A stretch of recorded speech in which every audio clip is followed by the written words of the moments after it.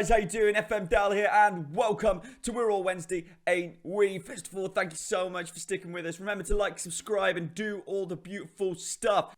Dale, you're not wearing a Sheffield Wednesday shirt? No, but there's a reason. What are you wearing, though? I'm wearing a jumper that my mum knitted me, because I'm cool like that. But also, it's really cold in here. And I'm too cheap to put the heating on. And I know none of that matters, but I'm just trying to move you away from the summer that we've just had, which is possibly the worst ever that I have had on Football Manager. This is by far the worst transfer window I have ever had. We're going into the first game today against Crystal Palace, and you all want to know what I've done to the squad to make us better. And, well, I think we're worse. Let's have a look. First thing you should know is that we couldn't keep Adam Phillips, all right? He would not sign a new deal. It was not great, and it was not what we wanted, but he wanted to leave. So because he wanted to leave, we had to let him go. Wouldn't sign a new deal.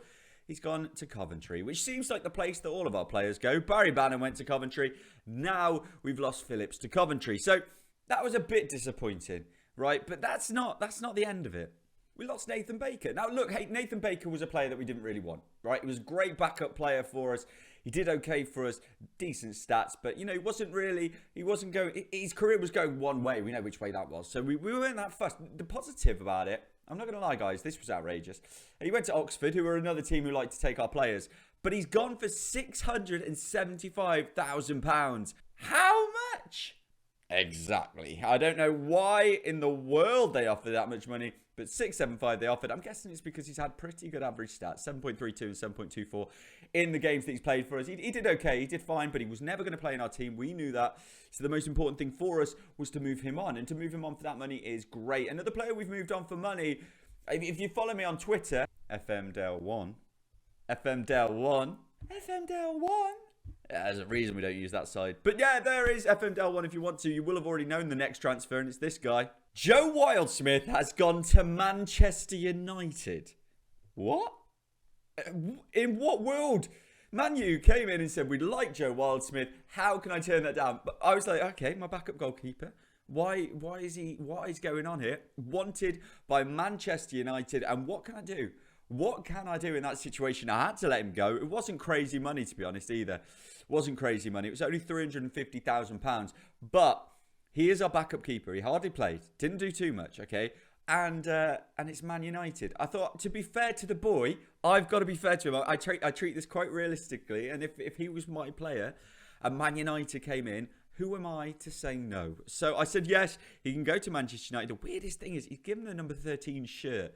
And he's in the first team. I thought they were going to bring him in as like a third choice, fourth choice, 20th choice.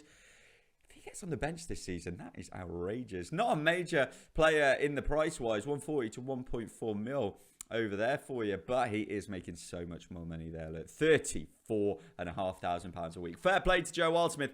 And I thought, you know, by doing that, we're going to have loads come in. Yeah, coming in. Billy Batch from Spennymoor. That's what you wanted to see, right? No. You know what the thing is? I didn't even buy this guy. I've got a new assistant. Oh, hey, that's interesting. I'll tell you about him. I say assistant. I mean director of football, but same thing. The reason I brought this guy in was because, you know, our youth team should be better. I wanted him to be better. I thought he can. Look at these. Judging a player ability, 17. Judging potential, 17. 16 judging staff. 12 negotiation. What a man. So I thought, you know what, we'll bring him in. He'll get the young players for next season. Bam, put him in the under-23s. We will be laughing. He's not done great. Billy Batch, as you can see, with the best of 2-star, POS 3. Great. He also brought in this wonderful Caelan Gallagher-Allison. 1.5-star, possibly 2.5.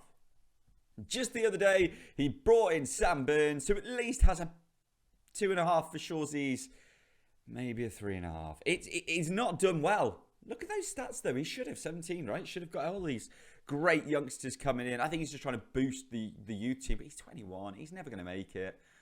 Let's just hope we can get some money for him. The other one we've brought in is Charlie Kelman for the youth team. Again, another one of 2.5, possibly 3.5. But he has better stats. So his finishing looks decent. Pace is okay. Stamina's okay. You know, in all the right areas, he has the right points. So he's going to be an under-23s player and see what we can do with him over time. He came from nowhere, QPR. So we'll see what we can do with him, see if he can make his way in. But we have signed 2 people who you might have heard of, or when I say you might have, you definitely heard of one. And the other one is from Man United. So that's going to be a big name. We'll start with the one you've heard of. Theo Corbinu. He's in. We've signed him. Gone to MK Dons in real life, hasn't he? Yeah, screw real life. Real life ruins everything. But this one, we have signed him. He's come in and we've got him on a free. Yes, he's got the potential to be an absolute star. He's come in on a free. He will be playing. Did well last season, so hopefully this season he can step up and do a little bit better. The other boy in, left back Reece Devine. Now we brought in Reece Devine for actual money, which is not something I like to do very often. But £275,000 from Manchester United. He spent last season on loan at Coventry. Didn't set the world alight with a 6.75, but we needed some cover on the left-hand side of our defence. So I've brought him in. He can play wing-back, can play left-back. He's got the ability to be a really good player, and he's a regular starter already at the age of 21.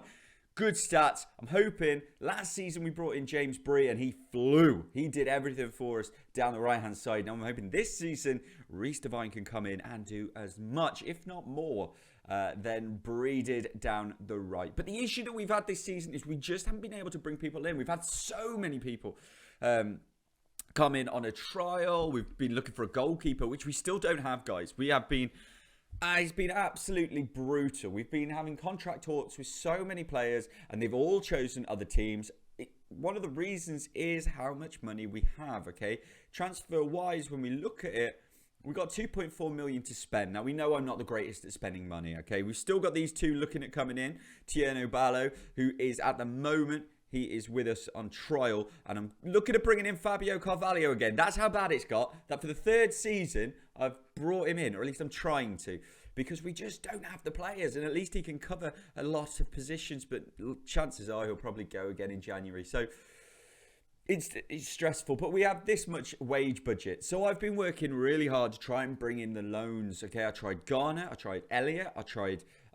Gaucho, I've tried everyone basically. If you've got any ideas, get down there in the comments, because we are having a proper struggle here of bringing any loans in. When we go look for loans, when we go and do anything with loans, they just don't want to come, and it is an absolute nightmare. Okay, so I can tell you now, the next time you come back, we're going to show this one game, the first game of the season, here against Crystal Palace today, and then we're going to come back on Thursday, or if you're watching this in the future, come back the next episode to see the transfer window, because it's just been so bad up to now that we really need to push on and hopefully do something better. So let's get to this Crystal Palace game. The team is incredibly similar to last season, and that is what is by far the most upsetting thing. But let's go to it. So it's here at Hillsborough. The first game of the season is against Crystal Palace. And as you can see from the team, I'll read them out for you now. Dawson is in goal. Bree, Dunkley. We have brought Gibson back on loan, tried to sign him. They wanted £10 million, and as we know, we don't have that money. So we've brought him back in on loan, though. Devine is going to start at left back, going to give him the game. This is... Lowry's injured, if you didn't know, which you didn't. Lowry is injured. Ball is okay-ish, but only good enough for the bench. So we've got Hunt and Adeniran in the middle, which is so weak. And I agree with you, it's weak. And we are looking at making it better. I really don't feel good about us this season. This is going to be a heavily talky episode, by the way.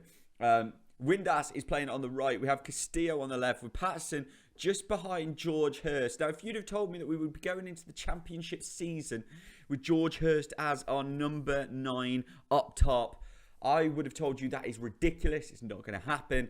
It is happening. It's happening right now, and I'm not sure I'm okay with it. Jack Hall is making a bench appearance because we have no backup goalkeeper. So if Dawson gets hurt, guys, we are in serious issues if we can't make a signing.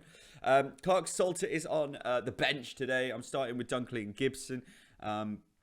He will come in. We know that. Pring is on the bench. Archer on the bench. I mean, this is the thing. Our 2 strikers are George Hurst and Cameron Archer. I mean, we are in some serious doo-doo right now. Palmer is going to start on the bench today. I wanted to give Reece Devine a start, so Palmer is on the bench. Obviously, Bree has to play the way that he's been playing.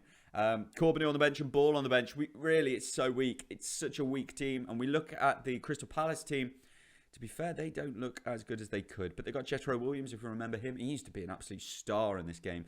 Went to Newcastle for a little bit, I think. Anderson, still good there, still a strong player. Rindwald, Eze. To be honest, it's not the best team that they've got. You know, and I'm very surprised they're not playing Brooks. I'm very surprised they're not playing Elise. But I feel like and Lewis Potter, from Hull in real life now, but he's there. I'm very surprised, but maybe they're doing it because they know they're going to beat us. I mean, it's going to be so tough. Not to be downhearted. Give me some positivity down there in the comments. Oh, here we are. Here we are, boys and girls. Here we are, and yeah, kick off and.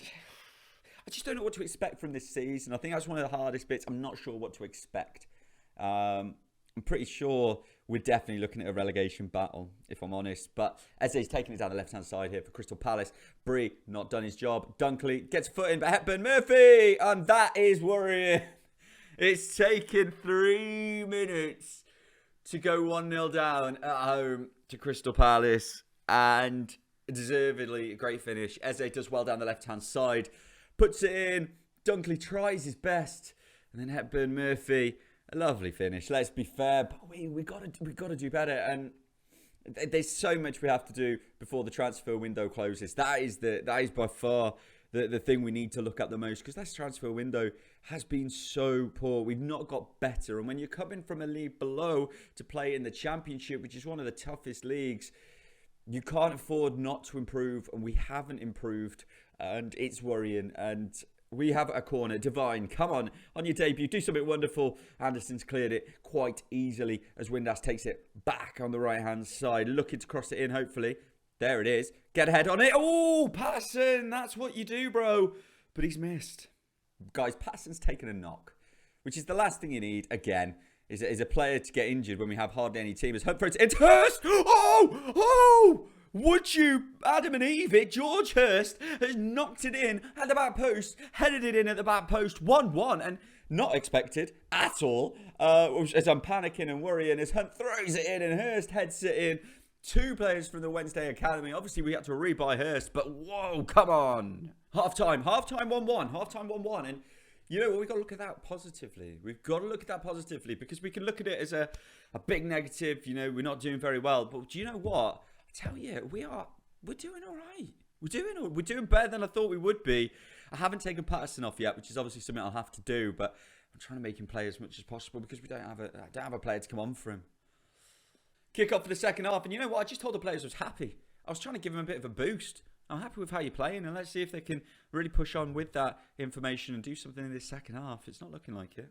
Patterson's had to come off 60 minutes. He's done well to last 60 minutes, but he's come off. We've put Adeniran into his position, bringing Ball on to play at the back as Hunt chips it in there to Castillo, he's always ready to score a wonderful goal, where Hunt is always ready to supply one as he plays it back to Ball, who's, as I say, just come on for Patterson. As we play it around, Adeniran's moved further up. This isn't a position I ever play him in. As Hurst has to go off the post. Oh my gosh.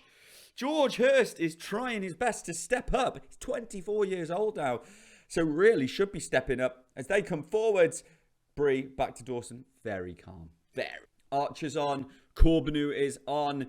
We're hoping for the best. So Archer's come on for George Hurst. Corbinu has come on for Castillo, who wasn't having the greatest of games. You've got to do better than that, though, Archer.